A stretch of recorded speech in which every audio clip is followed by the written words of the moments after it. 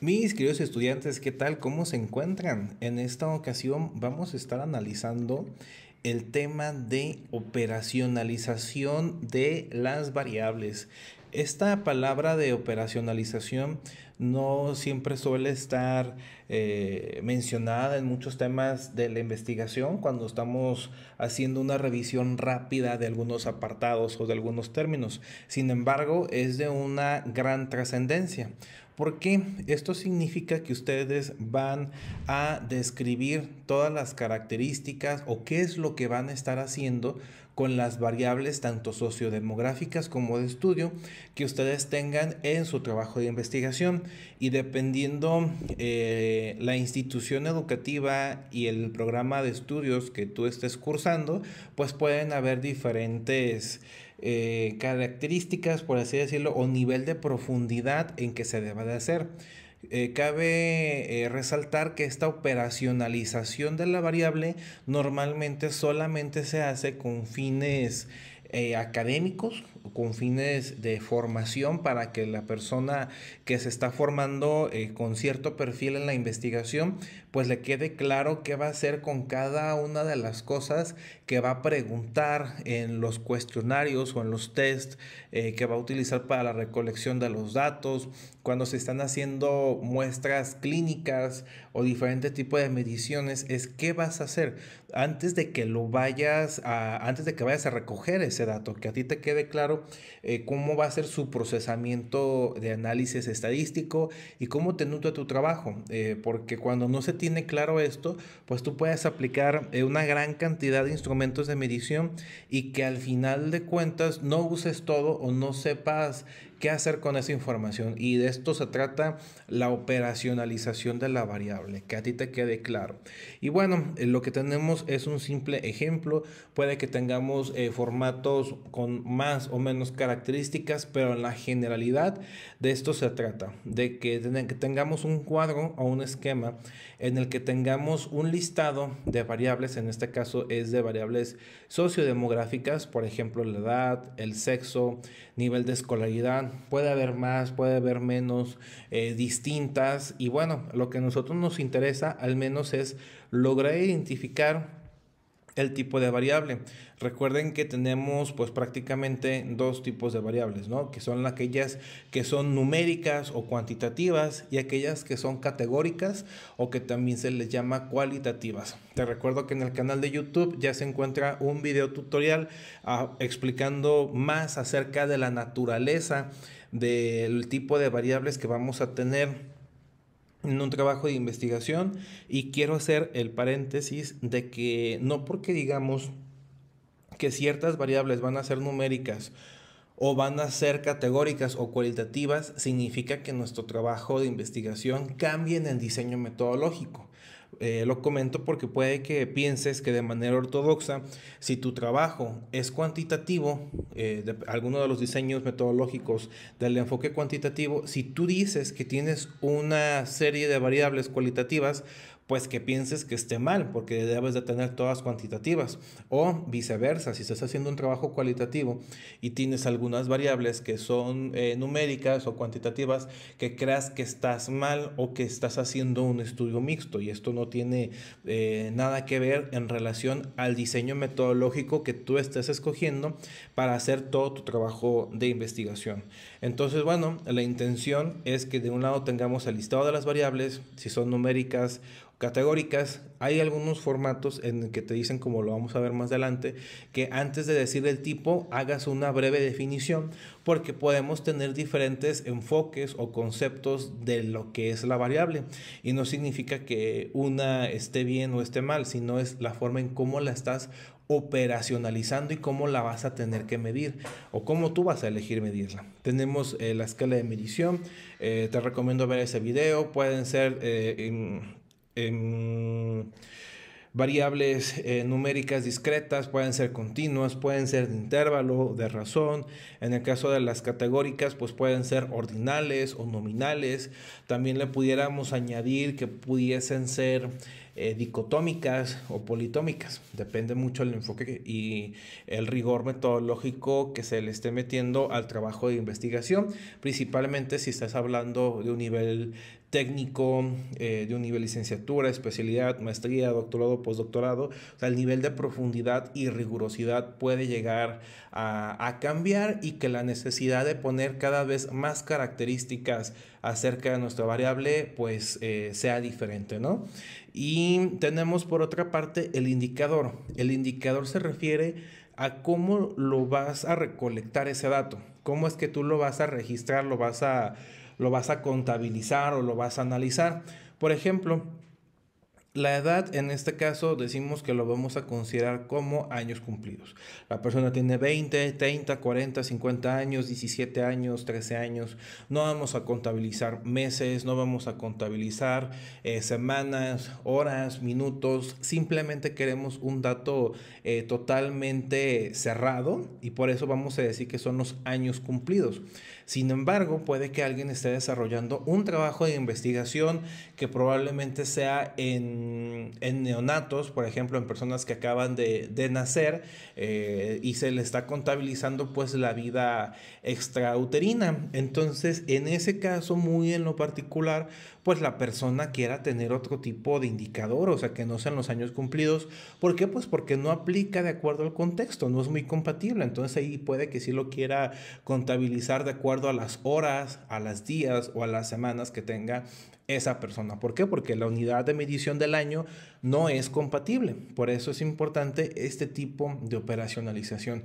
Que a nosotros como investigadores nos quede claro, pero que también a las personas que vayan a estar consultando la información de nuestro trabajo de investigación sepa desde en qué enfoque, perspectiva y utilidad estamos haciendo el trabajo. Por otra parte, en esta última casilla, es qué prueba estadística vas a utilizar para esa variable que estamos hablando. Por ejemplo, tú sabes que una F significa que es la frecuencia, es la cantidad de veces que está pasando un suceso. Aquí podemos estar hablando ya de lo que es una proporción, o de lo que es lo que normalmente conocemos como un porcentaje, y esto pues se deriva de la frecuencia. También identifican que esta simbología significa que es la media, que es, yo creo que uno de los indicadores más utilizados en todo tipo de trabajos de investigación cuando se refiere a pruebas estadísticas, a resultados, análisis estadísticos. La media, recuerda pues que es el promedio, pero sin embargo hay algo que tú tienes que considerar. Cuando estamos hablando de variables numéricas, nuestros datos pueden tener prácticamente en una generalidad dos opciones: tener una distribución paramétrica o tener una distribución no paramétrica. Nos dice la literatura, sin querer expandirnos en los tecnicismos estadísticos o matemáticos, que cuando tú tienes un tipo de distribución paramétrica, o también llamada distribución normal, lo ideal sería utilizar la media y utilizar una desviación estándar. Eso sería algo más propio, más recomendable. Pero cuando tenemos una cierta cantidad de datos que resulta que no siguen una distribución paramétrica, pues entonces lo más confiable pudiera ser utilizar, en lugar de la media, utilizar la mediana. Y entonces ya nosotros estar utilizando el rango intercuartil en equivalencia de la desviación estándar. También puedes utilizar lo que es la moda o hablar de mínimos y máximos. Te recuerdo que prácticamente a este tipo de variables sociodemográficas básicamente utilizamos las llamadas medidas de tendencia central, que nos ayudan a explicar cómo es la tendencia de los datos, hacia dónde está más cargada la mayoría de nuestros datos, o dónde están los datos más atípicos. Es un nivel de estadística relativamente muy sencillo, pero aún así muy útil, sobre todo para lo que corresponde a la operacionalización de las variables. Y bueno, te recuerdo que estamos dando una continuidad al video que hemos tenido ya en el canal de YouTube acerca sobre el formato del protocolo o el formato de la tesis, y ahorita estamos en el apéndice número 2 de la continuidad de ese documento del que subimos el video. Si nosotros nos vamos a la parte de la metodología, aquí vemos en la parte de variables, en la sección de variables sociodemográficas, pues que pusimos ver apéndice número 2, operacionalización de las variables sociodemográficas. No significa que siempre tengan que ir este cuadro hasta en la parte de los apéndices. También lo puedes poner aquí dentro del cuerpo de la metodología. Es cuestión de estilos y lineamientos que te ponga el lugar, la institución, pues donde estás realizando el trabajo de investigación. Lo que sí es importante es que deben todas las variables que tú enlistaste en este apartado o en esta sección, todas deben de estar en la operacionalización de variables en el mismo orden en que tú lo estás poniendo. Me regreso a los apéndices. Aquí ocuparíamos, de acuerdo al ejemplo, pues darle esta continuidad. A final de cuentas, esto es para que tengas una idea de manera general, ¿no?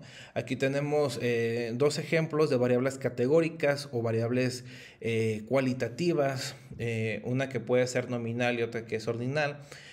Recuérdate que cuando hablamos de una variable nominal, significa que la forma en la que nos va a responder el sujeto no tiene un valor realmente atribuido o un orden.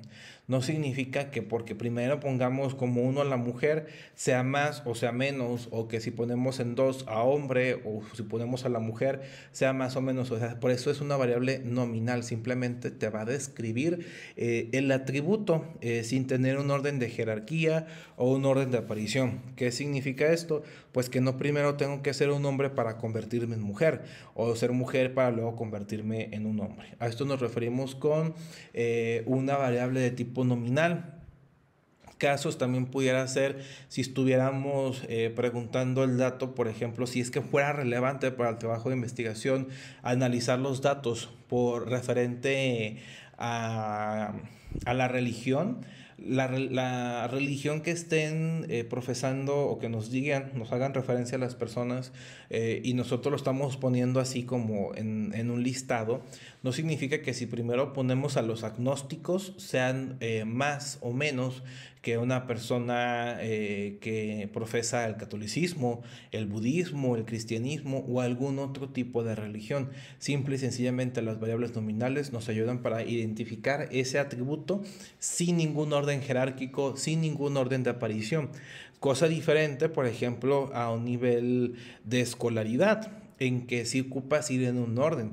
¿Qué quiere decir? Que una persona no automáticamente va a llegar, por ejemplo, a la preparatoria. O sea, tiene que haber algo consecutivo en un orden jerárquico y pues así nosotros lo vamos a presentar. Habitualmente este tipo de variables que son categóricas se suele utilizar las frecuencias y los porcentajes. Dependiendo del nivel de estudios, pues le pudiéramos poner algo de análisis inferencial, que aquí tengo un ejemplo para lo que es la operacionalización de la variable de estudio. Fíjense, este cuadro es un poco más complejo. Nos dice que la variable se llama nivel de estrés. ¿Por qué? Porque seguramente a manera de ejemplo pusimos en el título que nosotros íbamos a medir eso. Ponemos la definición conceptual, o sea, lo que nos dice el diccionario, lo que nos dice la OMS, y como no siempre vamos a medir todas las dimensiones o todo el perfil de la dimensión, por eso es importante hacer una definición operacionalizada, que ya es lo que tú vas a tener la capacidad de medir. En cuanto a la dimensión, te recuerdo que esto puede ir muy de la mano de acuerdo a lo que es el instrumento de medición. Hay instrumentos de medición que tienen diferentes dimensiones, que miden, por ejemplo, el nivel de estrés, pero que te midan 3, 4, 5 aspectos del nivel de estrés. Hay instrumentos, por otra parte, que no tiene división por dimensiones. Entonces, aquí como bien puede haber una sola o bien puede haber dos o más dimensiones de tu variable de estudio. Digamos, a manera de ejemplo, que nosotros a través de un instrumento vamos a medir el nivel de preocupación y el nivel de tensión. En los indicadores, en referencia pues a lo que nosotros, cómo lo vamos a obtener o cómo lo vamos a evaluar, nos dice que referente al nivel de preocupación, nos dice que si la persona tiene de 1 a 10 puntos es nivel bajo.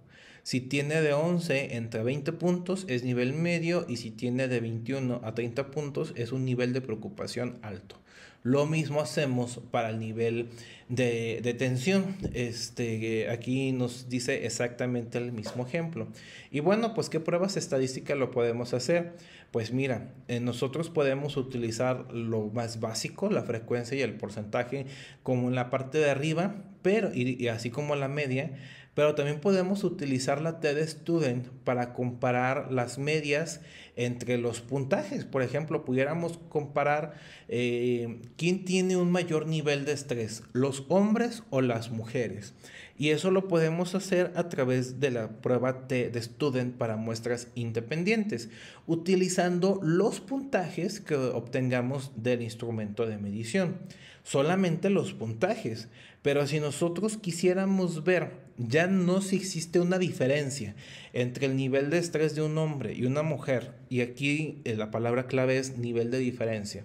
Si nosotros ahora queremos saber si el sexo, el ser hombre o mujer, está relacionado, si hay una asociación entre el sexo y el nivel de estrés, entonces nosotros, si buscamos una asociación, podemos buscar esa asociación con la prueba estadística que se llama chi cuadrada, por ponerte un ejemplo. Entonces aquí en este tipo de operacionalización, en este cuadro que es un poco más robusto, es un poco, digamos, más exigente o más explícito, ya no solamente utilizamos lo que es la estadística descriptiva, sino que estas dos pruebas que estamos diciendo, esta de la TED-Student es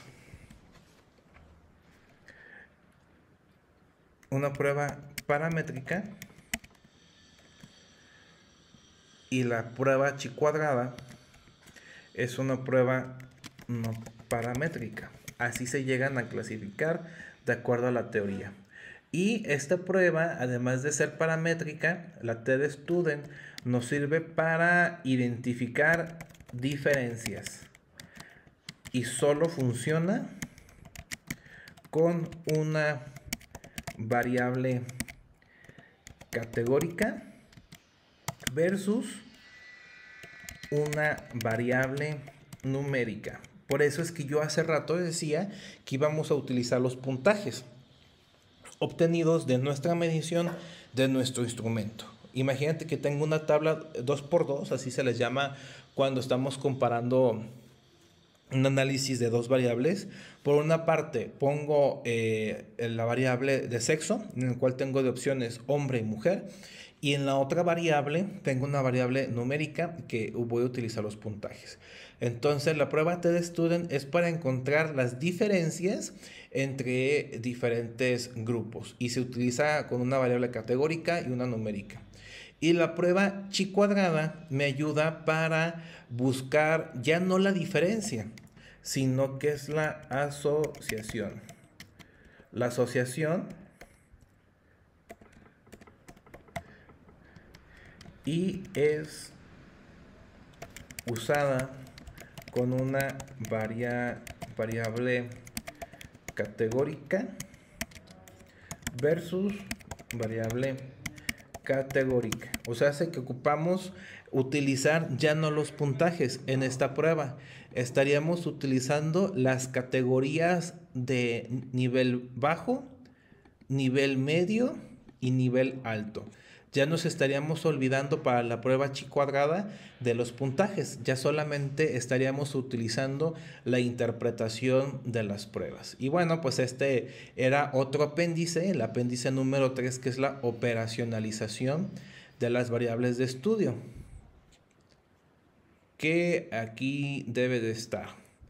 Operacionalización de las variables de estudio. Ver apéndice número 3, ¿no? Y aquí en la metodología decía variable independiente y variable dependiente. Va a depender del diseño metodológico que tú estés utilizando. Si tengas 1, 2, 3, 4 variables de estudio, además de las variables sociodemográficas. Puedes hacerlo todo en un solo cuadro, y no utilizar diferentes apartados como diferente número de apéndices. Simplemente le pudieras agregar aquí una columna después de variable y decir pues que si es una variable sociodemográfica o de estudio. Puede ser el caso. Te repito, esto va a depender mucho del esquema o del formato de la institución y del propósito del trabajo de investigación, así como del nivel, si estamos hablando de un nivel técnico, licenciatura, especialidad, maestría, doctorado o postdoctorado. Yo espero que este tutorial te hubiera despejado algunas dudas y si surgieron algunas inquietudes, pues con mucho gusto puedes estar solicitando una tutoría. Nos estamos viendo hasta la próxima.